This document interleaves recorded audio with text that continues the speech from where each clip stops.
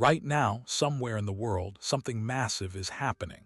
A war is ending. A leader is making a decision that will echo for centuries. A baby is being born who will change everything. That's always been true. History doesn't pause for its most important moments. It just keeps moving in every direction all at once.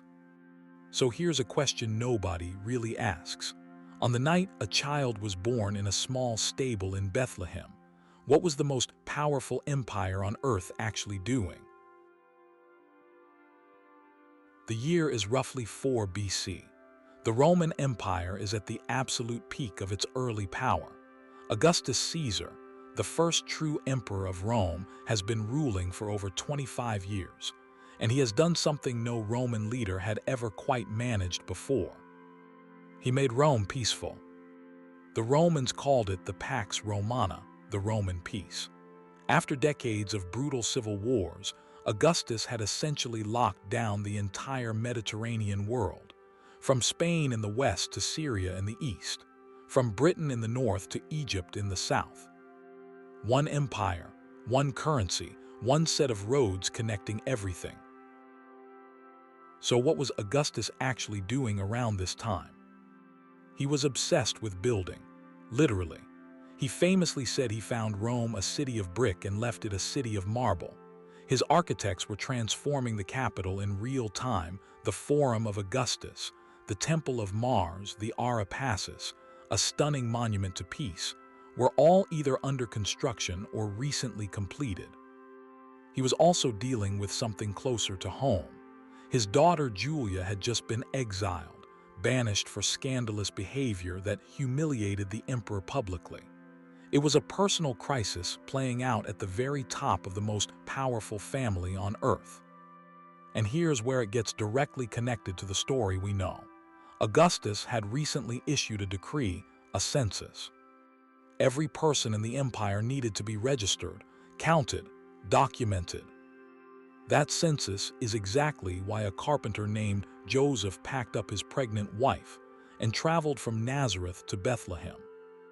The most powerful man in the world issued a paperwork order, and it set in motion a journey that billions of people still talk about today. But Rome wasn't the only story happening that night.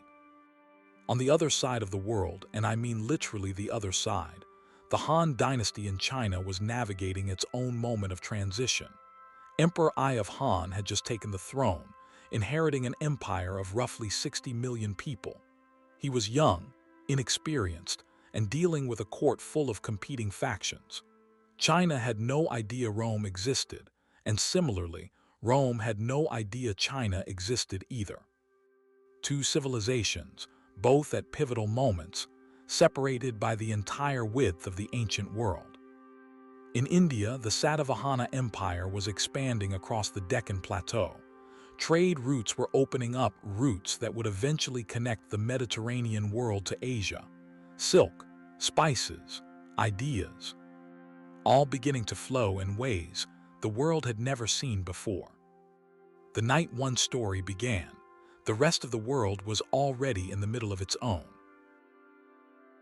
Meanwhile, in a small town on the edge of the Roman Empire, a town so insignificant it barely showed up on Roman administrative records, something was happening that the census takers, the emperors, and the historians would all miss entirely. No Roman scribe wrote it down, no court official noted it, Augustus never knew. A baby was born in the dark in a borrowed space to a family that owned nothing remarkable. No army, no marble, no decree. Just a birth. The kind that happened 1,000 times that same night across the empire. Except this one didn't stay quiet. History is never just one story.